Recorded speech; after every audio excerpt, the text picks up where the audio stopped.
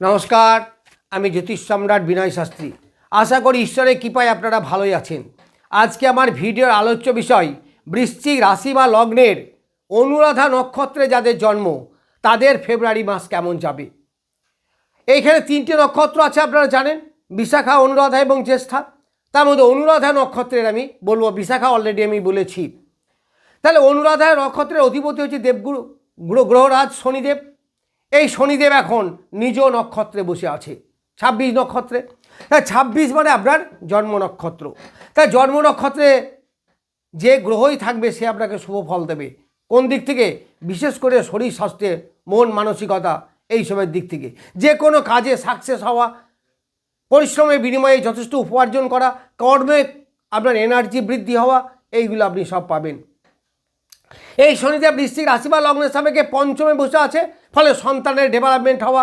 যারা স্টুডেন্ট, বিশেষ করে মেকানিক্যাল লাইন বা ইঞ্জিনিয়ারিং লাইনের স্টুডেন্ট, তাদের খুব ডেভেলপমেন্ট হবে। কর্ম করার একটা এনার্জি এই সময় বৃদ্ধি হবে।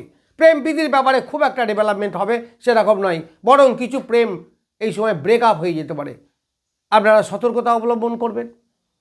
এই শনিদেব পঞ্চমে বসে আছে, তাহলে প্রতিবার বিকাশ হবে, কর্মের এনার্জি বাড়বে। তবে একটু পেটের ডিস্টার্বে আপনি ভুগতে পারেন, একটু সতর্কতা অবলম্বন করবেন। পায়ের সমস্যা, পায়ের দিকে একটু যন্ত্রণা করা, পায়ে আঘাত লাগা, এগুলো থেকে আপনি কিন্তু সতর্ক থাকবেন।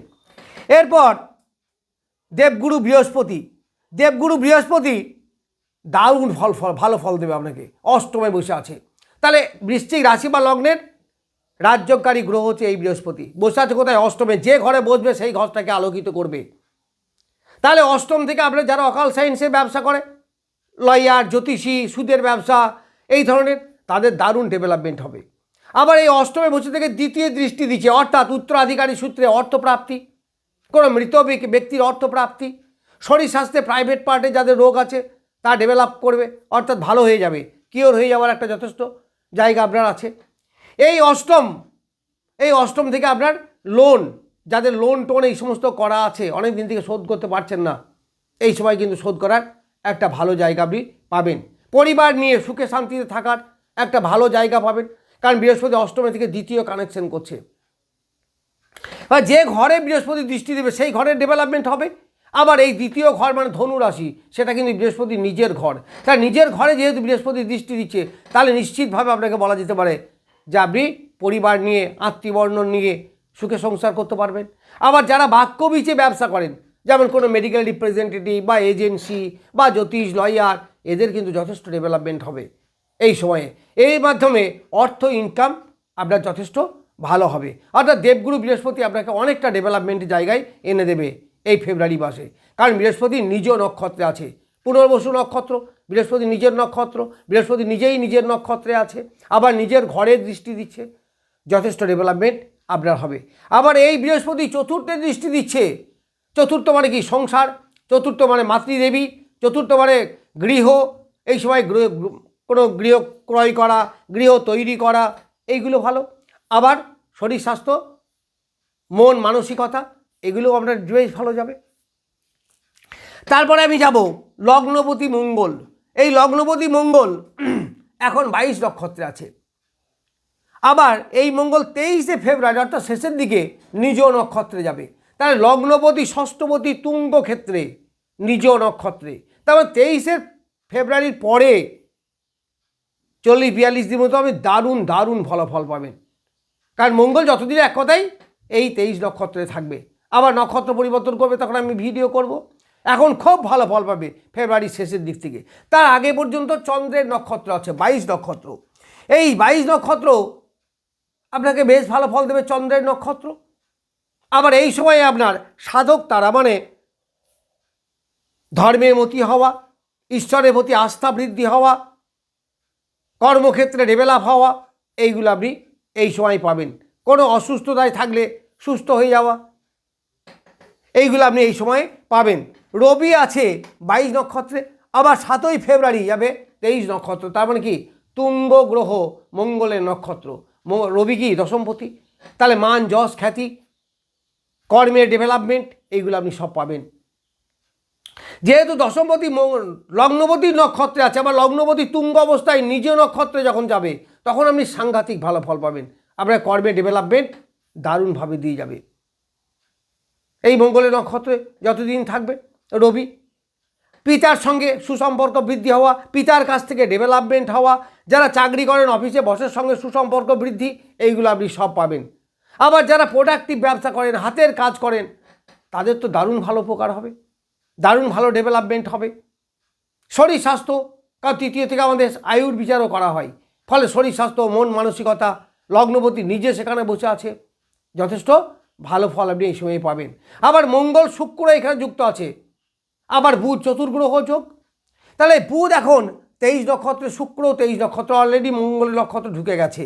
তাহলে মঙ্গলের নক্ষত্র ঢুকে গেছে, এইখানে আপনাকে একটু আধটা প্রেম প্রীতির ব্যাপারে ডিস্টার্ব করবে, কারণ নক্ষত্রগতভাবে শুক্র মঙ্গল বুধ গ্রহগুলো হিসাবে যথেষ্ট ভালো হলেও নক্ষত্র হিসাবে খুব ভালো ফল আপনি এই সময়ে পাবেন না, কারণ বদ তারাই তারা আছে। বদ মানে কি?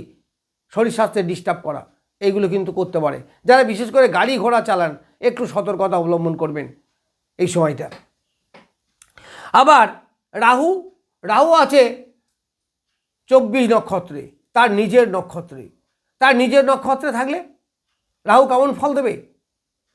এই রাহু মিত্র নক্ষত্রে আছে, অর্থাৎ দারুণ ভালো ফল দেবে। আপনি বন্ধু বান্ধব, আত্মীয় স্বজন বা প্রতিবেশীদের সাহায্য পাবেন। যারা ঘর বাড়ি করতে চাইছেন এই সময় করতে পারবেন। মাতৃদেবীর শরীর স্বাস্থ্য মোটামুটি ভালোই যাবে। গ্রহটা রাহু দেখেই ভয় লাগে মনে হচ্ছে, কিন্তু ব্যাপারটা হচ্ছে নক্ষত্রগতভাবে দারুণ ভালো। আপনারা জানেন যে গ্রহ নক্ষত্রকে পরিচালনা করে না, নক্ষত্র সর্বদা গ্রহকে পরিচালনা করে, কারণ নক্ষত্র তো ফিক্সড, গ্রহ তো মুভাবেল। আজকে যে ডিগ্রিতে আছে কালকে অন্য ডিগ্রিতে যাবে, তারপরে আবার একটা ডিগ্রি, এইভাবে চেঞ্জ হতে যাচ্ছে।